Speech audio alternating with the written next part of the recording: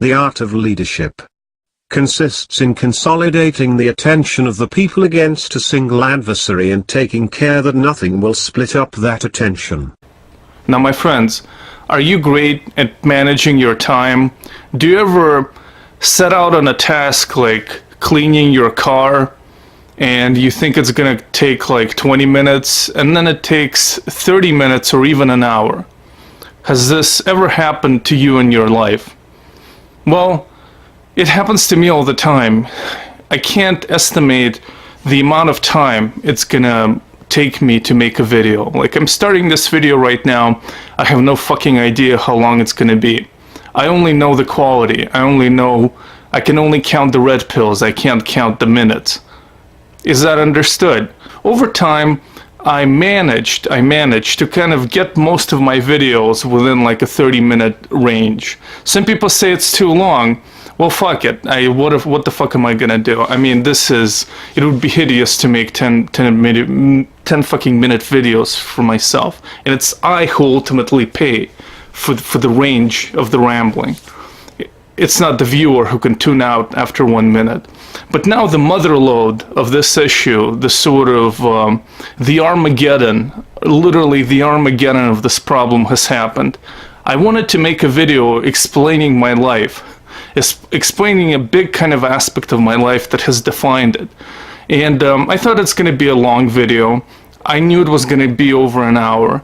I thought maybe it's going to be over 2 hours, nobody's going to watch it, whatever. 2 hours of my time. My friend, it's going to be 6 hours. It's going to be around 6 hours.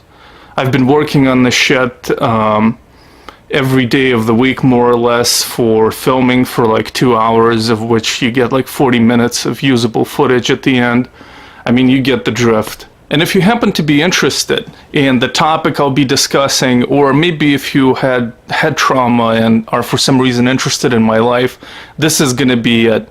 I mean, this is going to be basically, I set out to make a long YouTube video, and now I'm literally putting together a audiobook memoir. That's literally what's going on. And that would be the best way to consume it, if you dare, is to literally as an audiobook. It's going to be a failure. It's going to be a complete failure as a YouTube video. It's a total disaster. Nobody's fucking gonna watch it, but I have to persevere. I'm already in this fucking trench. At first, once I passed the 3-hour mark, I thought, this is a fucking disaster. But now I've developed I've been defeated. I'm like a battered wife. I just fucking have to continue with it. Maybe you're a neckbeard who plays video games. Motherfucker, you can take it, put it on your phone, and play your fucking video games, dude. And periodically you can glance at my pictures from my childhood or college that I'm gonna insert in there. And you can play your fucking game. It's gonna be fine. Maybe a few salty tears are gonna fall into your controller and disable it. Maybe you go to the fucking gym, and the same idea, just put it on your phone and do your fucking stupid exercise. Alright? It's gonna be awesome. But anyway, it's gonna be potentially interesting, again, if you do treat it as an audiobook. Which brings me to this, motherfuckers. It's the first channel competition with a horrible, pointless prize. And this is it. If you want to partake in it, here's what you have to do. I have an email, shadyivan@live.com. An email as dumb as this fucking competition, okay? shadyivan@live.com, and you can go and put in your 3 guesses about what's wrong with me. What was it that defined my life? Maybe I was molested by a priest, a rabbi, and an old Puerto Rican woman. Maybe that happened. Maybe I have herpes. I don't have herpes. You will hear all the reasons I don't have herpes in that video. So this video is about something that defined my life from my teenage years, late teenage years to this day. To this day. Has redefined my life. And you can guess what it is. You can guess what it is, and if you guess correctly, you will be featured in a stream on Patreon. That's right. I will discuss your guesses and give you fucking accolades. So if you want to write me a dumb email, kind of include how you want to be referred to. Okay? But it's just a guess. You like fucking guessing? And if you're not a Patreon member, I will give you fucking a link to that one stream and before it happens, and then an archive of the stream if you fucking want it. So that's kind of it. If you like fucking guesses, that's that. Now, as you look at me right now, a 3-letter word comes to mind, and that's D-A-D, dad. I am your YouTube dad, I'm dressed like dad, I'm dad, and I love all my babies equally, but all babies don't love me equally. That's the fucking dilemma here. Some babies are just cheap cunts who won't give dad $1. They want dad to fucking wipe his ass with his hand instead of toilet paper. That's what they want. That's what they want from dad, I guess. Okay? They don't want dad to take Uber to the airport. They don't want dad to go anywhere. They just want dad to be their fucking dancing fucking monkey to entertain them. Well, fuck you, babies. Fuck you. And I believe it was the famous Irish bard Trayvon Dostoevsky who wrote in his seminal work, The Patreon Farm, all animals are equal, but some animals are more equal than others. And this is precisely why I will only answer questions today from my patrons and nobody else. And no fucking animal is created more equal than others than Joe the Goat. Joe the Goat is going to assist me today in reading the questions and providing his commentary. And the thing about Joe the Goat is he really prepared for this broadcast, and you know, he actually jotted down some notes for the questions, and I'll just kind of take a look at them right now. Joe, if you could move your huffs a little bit, your legs a little bit here so I can see the notes. Never touch me again, you despicable syphilitic swine. So the first note that Joe did is pretty much like a large drawing of a swastika with a red marker, it looks like. And the second note pretty much says Jesus was a cuck in a blue marker. So this is not the sentiments that I really share, and pretty much there's nothing else here. So, but the good thing is that he does have a photogenic memory, and I can just say for myself and Joe here that we're really grateful for your Patreon support, and it really kind of helps me out and encourages me as far as continuing with the channel. So yeah, so just on behalf of Joe the Goat and myself, I want to say thank you. Child porn is a more ethical way to spend your money than giving to this lazy asshole's Patreon. Well, everybody has a grumpy day sometime, you know. Which one of us never had a grumpy day, alright? So let's get to the question from patrons. Micah asks, realizing we all have a terminal illness, I'd be rapt if you delved into the existential crisis evoked by said diagnosis. My answer to this is definitely going to disappoint you, because it's not going to differ much from what your like grandmother or grandfather would tell you about something like this. That is to say, don't fucking think about it. That's right, man. Don't fucking think about it if you can help it. And the fact that you think about it probably means that you're predisposed toward depression, or at least some form of melancholia. My homies, my ninjas. Now, it used to be that we all lived under one big Christian umbrella. I fucking hate to give anything to Peterson or bring him up here, but it was kind of our archetypal set of figurines. These were our Star Wars figurines, and even if we didn't completely believe in them, they gave us a sense of cohesion and meaning. And then the bubble began to pop, and especially after World War II, in the fucking ravages, in the collapse of these ideologies, in that overall toilet swirl, so did go much of Christian faith, at least among more, I don't know, fucking intellectual, intelligent people. Not all of them. There are, of course, intelligent religious people, but also among many of the European nations. And this is where we kind of find this kind of a thing, this kind of what I call a trite existential loop. Death, life is meaningless. Death, fucking life is meaningless. What do I do?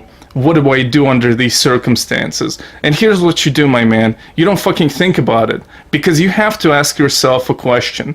Is there an overarching meaning to life? Or is there an overarching kind of narrative to your life? Or is it kind of pointless and rambling, going different directions like this stupid video?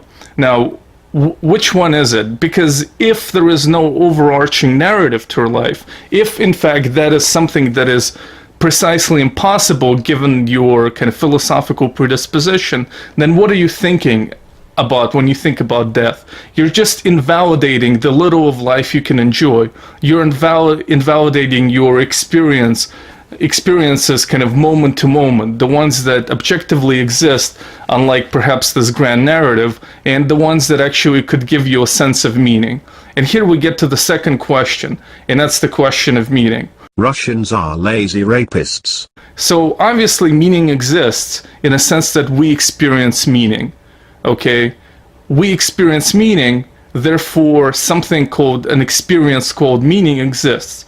But is there any meaning from the other side, from the side of the universe? Or is your death going to register in the same way with the universe as the death of a toad that's been run over by a racist truck driver? Is there? Now, I personally, I doubt it. I'm open to the possibilities, but not for any rational reasons, just because I'm predisposed toward religiosity, which will be discussed in great fucking length at this fucking 6 fucking hour-long odyssey. You will see my religiosity and my commitment to it in that video. So for that reason, I'm kind of open to this certain grandiose narratives, but like I said, just because of personal inclinations, not because of any kind of reasoning, rational calculation. So that's it, my friend. You have to ask yourself questions. Are you basically, is this whole philosophical debate for you, internal debate, basically reaching out for that which you know not to be possible, in the same way of like lusting after some girl you knew in high school who was unreachable then and is now fucking dead, let's say. Okay, let's say she's dead. Is there any point to dwelling on that shit? You fucking decide. A patron wishing to remain anonymous writes, for your Q&A video, can you discuss pornography? Some Marxist or philosophical hot takes on the industry would be good. Is there a way to criticize the racism in a lot of porn without being a weirdo? Is the racism in porn a bad thing in your opinion? Is porn racist? Is porn racist? What a seminal, important question. Very seminal. Very seminal question I find this to be. Now, for all the ladies watching right now, I just want to say that, ladies, I don't like this fucking porn and objectification of women. Well, actually, mostly I just don't like close-up of genitals. But I specifically don't fucking want to see fucking dick and balls, which seem to be in demand with heterosexual consumers of porn, male heterosexual fucking consumers of porn. I like the body to have some mystery. The human body. In case of the male body, I want it to be utterly mysterious, and I never fucking want to see it. I'm disgusted by it. And then if you go this path, this alternative path of actually looking for porn that doesn't explicitly feature genitals, then that doesn't feature close-ups of them, then where you go is even a darker, more horrible place. I'm probably eventually gonna put browser blocks on all these websites. It's redundant, would be redundant to do now, because I don't fucking use them, alright? Each day I cry out to the heavens for people who vape to have the same cancer rates as that of tobacco smokers. Oh, how much joy it would give me to see Ivan die a slow and agonizing death before my cold beady eyes. Beauty is in the eye of the beholder, and so is melody, I suppose. And yet without ever hearing a note, I know that the melody of Ivan, with tears in his eyes, coughing up the last of his bloody lungs, would be one I would never wish to forget. Where the fuck is the mystery, man? Where is the mystery? But more importantly, where's the racism? The one thing about porn that's 100% racist, definitely racist, and is the fact that you'll almost never see a male Asian performer in American porn. Now you could say, oh, Asians, they're a very small minority. There aren't that many of them, and of course they're going to be omitted from porn in America. Well, not so fast, fucking bucko. Fucking wash your cum rag, all right, bucko, because when you wash it, maybe there were some. This is too gross. Listen up here, man. There are a lot of East Asian lady performers in Western porn. So you can't just reduce it to the small population numbers. But the point is that overall in popular culture, there is a lot of kind of emasculation of Asian males. Of course, sometimes they appear in masculine roles in movies, but generally speaking, they don't. And you can offer a feminist critique of masculinity, saying that it shouldn't be a factor at all. This shouldn't be a societal ideal, and it's fine to be kind of more nerdish and timid.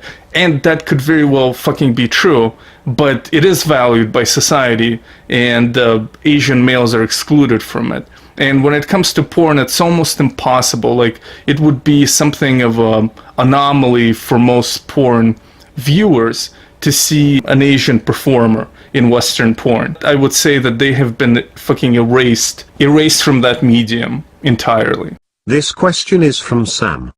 Have you ever experimented with psychedelics? And what is your opinion on the tales of enlightenment reached in these altered states? The answer is no. I haven't really experienced with psychedelics, and the reason for that is in order to receive psychedelics from somebody, to experiment with them, you actually have to have a social life, which I really didn't possess for much of my life, and it certainly didn't include a lot of people who did psychedelics.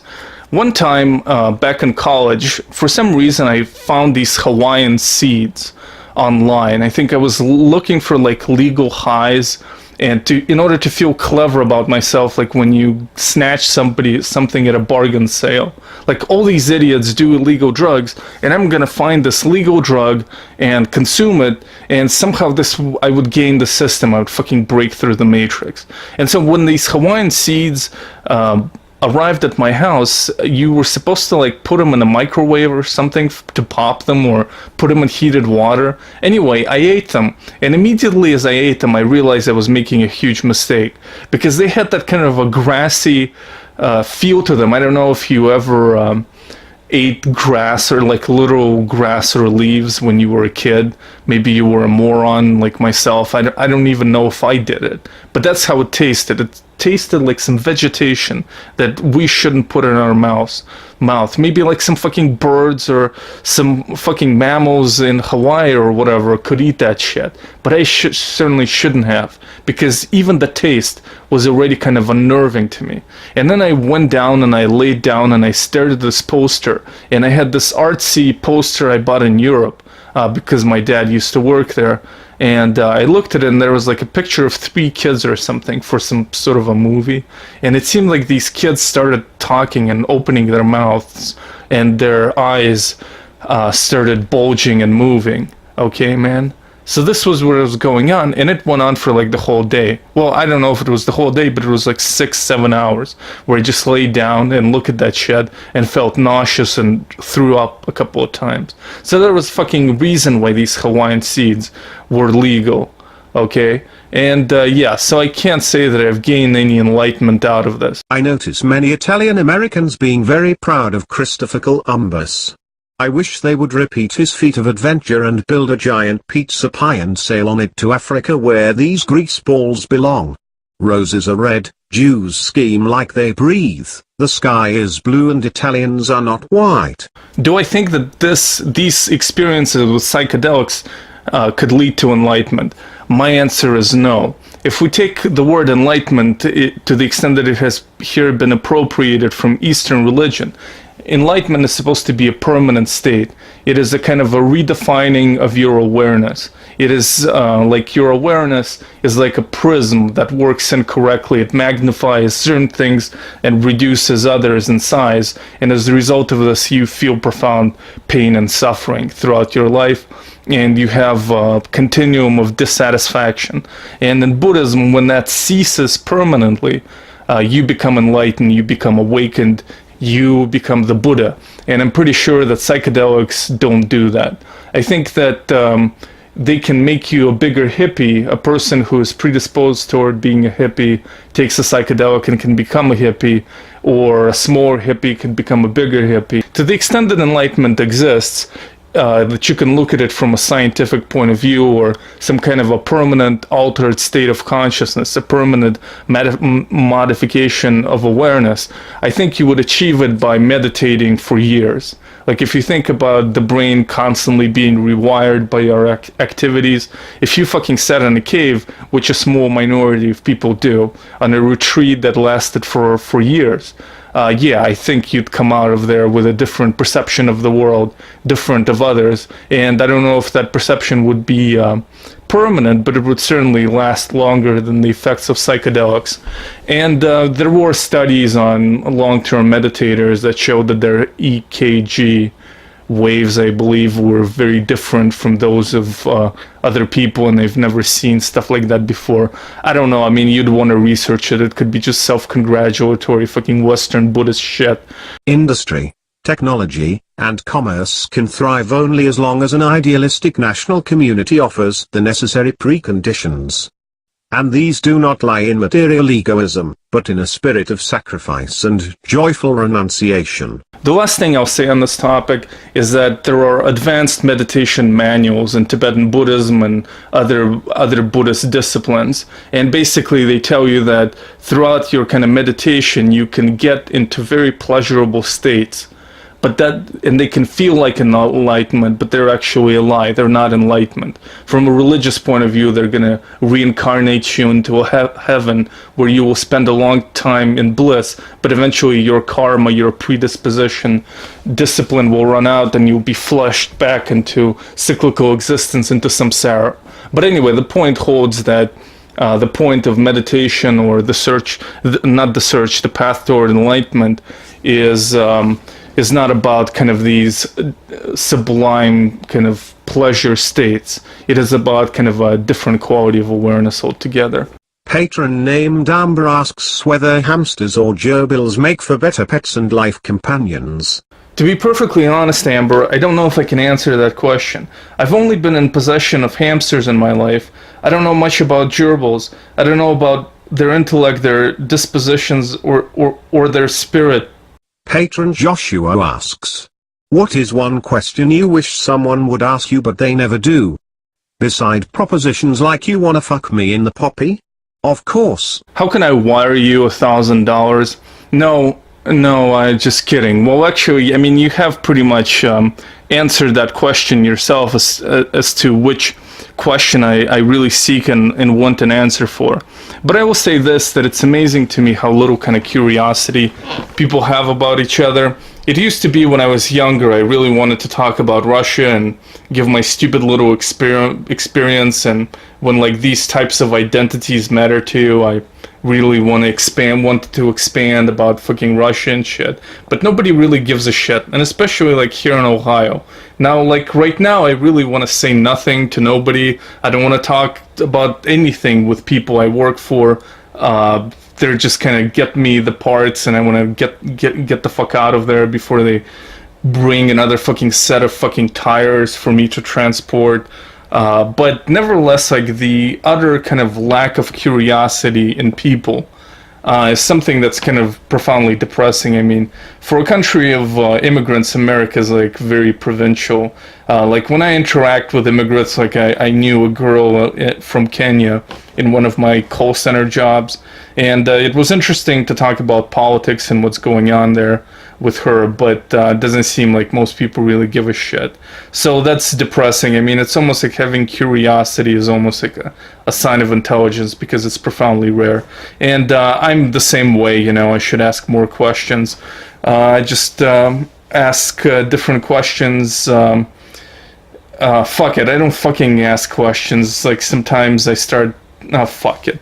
A gentleman calling himself Straight Up Roach asks, if you could put one sentence over the entrance to every school in the US, what would it be? Since the question here has been asked specifically about schools in America, I would say carefully study the bulges in the pants of your classmates. Because it's not one of those situations where, is that a fucking flashlight in your pants, or are you happy to see me? It's more of like, there's a fucking gun in there, motherfucker, run. This kid wasn't getting laid, and he's been on an incel message board, motherfucker, run while you still can. So that would be the sign on top of schools in America. But in other countries, I would say that the sign would be, don't believe everything you think. It's just kind of one of these advents of Western Buddhism that's sexually good. I think this bumper sticker you see around different Dharma centers, because it's very true. You have a thought, and then a lot of your personality, a lot of attachments, and start to form around this thought. That kind of opinion of another person or whatever becomes a part of who you are. Thought is basically an impulse, and you want to be very careful how much you want to invest or commit to an impulse. And it's about delayed gratification. It's about a lot of things. Motherfucker, don't believe everything you think. Thusidot writes, "Hey Dad, I had a few questions.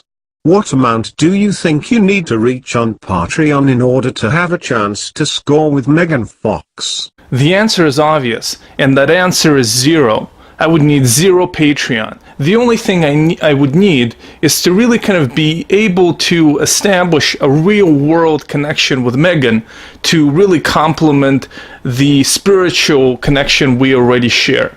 Every time I see this girl on Ellen, I have a certain kind of a sense that she's a sensitive person, that she's somebody who loves and loves fully, and who is a seeker, who's not content with her fucking current situation, with her current kind of position in life.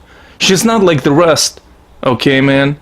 Dude, Megan happens to be one of these celebrities and historical figures who we would click with instantaneously if only we were like in the same room, you know, stuff like that. If only she really got to know me.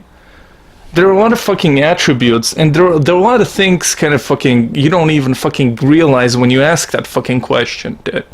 Because there are people around her, there are people around Megan who, for example, kind of interfere with things and really try to control her life. So it's like, what comes to mind here is my kind of parrot taxidermy collection, pieces of which I've been sending out to her over there in California. Why did I get no response? That shit never gets to her. That shit never gets to her, that's why, man. Fucking use your fucking head, dude. Use your fucking head. Alright, this is not a fucking, this landscape between Megan and I is not what it appears. It's a huge fucking Potemkin village of fucking lies. How much would I need on Patreon? Yeah. Okay, well, that's not the game that's being played here. The game that's being played here is dirty. Megan lives with like fucking 8 cats or something and 2 dogs. I love animals, but somebody is letting something is going on, man. I have very nice hair, very soft hair. A lot of ladies like to touch it. No woman can resist touching this hair, and it's very calming and therapeutic. I mean, right now, I really haven't showered today, and I've been sweating here making this video under my makeup light, but yeah, it's the answer is 0, man. The answer is 0. And we know for a fact that fucking Megan Fox isn't hypergamous because she married fucking Brian Austin Green. Thusidot's second question is, in order to help the authorities in their future investigations, allegedly, who would be your victims and what would be your mode of operation? If